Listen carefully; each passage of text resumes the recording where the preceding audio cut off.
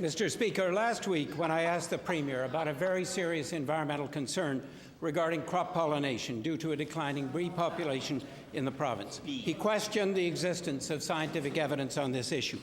Now, I'm sure that the Premier has fully capable research staff of his own, but recognizing just how urgent and severe this issue is, I'm going to table just some of the reports with the hope that this will expedite immediate action on his part. Here's the boreal forest. In Ontario, Mr. Speaker, the government is already aware and has convened an expert panel. Manitoba should do no less. I asked the Premier, will he convene an expert panel to look into the declining pollinator population in Manitoba? I thank the Leader of the Liberal Party, the member for River Heights, for the question. This is an important subject. The member knows full well this is the first government in the history of the province that brought in an insurance program to protect bee producers in Manitoba, to ensure that they have adequate supply of bees for the honey production they do. The Pest Management Regulatory Agency at the federal level is reviewing the science on this.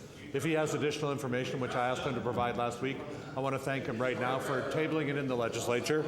We are aware of the Ontario initiatives in this regard, and I do note that some of the major organizations are still addressing the role of pesticides in the loss of bees in our jurisdiction as well as other jurisdictions, the role of weather, the role of what happens with early frost, all those kinds of issues. We want the bee industry to do well in Manitoba. We want the honey producers to do well in Manitoba, which is why we supported them with the first ever insurance program, and we are in touch with them through the Minister of Agriculture on a regular basis to identify how that industry can continue to do well in Manitoba. Mr. Speaker, it's better to prevent the problem in the first place rather than having to pay insurance afterwards. Mr. Speaker, another serious and urgent environmental issue is the toxic algae overwhelming Killarney Lake. The blue-green algal blooms have deteriorated water quality to the point where the beach is unusable and tourists no longer come as they used to. It's having a drastic impact on the community, estimated at over $100,000 a year. A central problem here has been the lack of help solving this issue from the current NDP government. I ask what action the Premier will take today to help the people of Killarney restore the lake to health. Mr. Speaker, the question of Killarney Lake and algae blooms is a very important one, and we want to ensure that there is less phosphorus going into these lakes, which is why we brought in legislation to do that, which the members of the opposition opposed. They opposed legislation to reduce the amount of phosphorus going into lakes. Phosphorus through the City of Winnipeg sewage system, phosphorus through local sewage systems, phosphorus through septic fields which are leaking.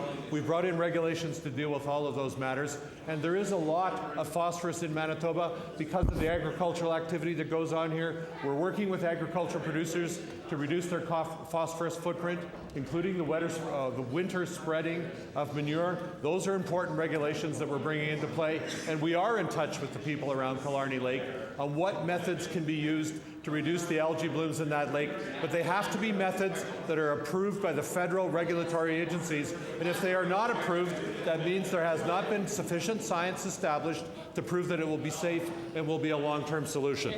Mr. Speaker, the Premier talks about reducing phosphorus inputs, but this is not enough because science has clearly established that the major source of phosphorus causing the algal blooms on Killarney Lake is from the sediments within the lake. And the phosphorus is released during the summer and made available to the algae bloom. Now, options which are environmentally acceptable and in at least one case have been used elsewhere in Canada include iron and phosphlock. These have shown promise in helping lock the phosphorus in the lake sediments, and so it's not released during the summer. Will the Premier today announce that he's funding a feasibility study to look at the use of agents such as iron and phosphlock to help the situation in Killarney Lake? I thank the member for the question. This is useful questions, I believe, because the search for reducing algal blooms in any of our lakes in Manitoba is an important one. Phosphorus is one part of it. I wish the members of the opposition would support that initiative. This may not be the only solution. If there's research, and I understand there is some underway right now in Manitoba, looking at the role of iron in algal blooms, we would be happy to take a look at that research and see what can be done. We have also done a very important experiment with cattails, a natural solution. Cattails absorb phosphorus from out of the water. They can be harvested and replanted on a regular basis. So all of these natural solutions are ones we're willing to consider, as long as they don't just solve the problem in the short term, but they actually restore the health of the lake for the long term. There are many short-term solutions which do not actually help the long-term health of the lake, whether it's iron, whether it's cattails, whether it's phosphorus. All of the above need to be considered, and I thank the member for the question.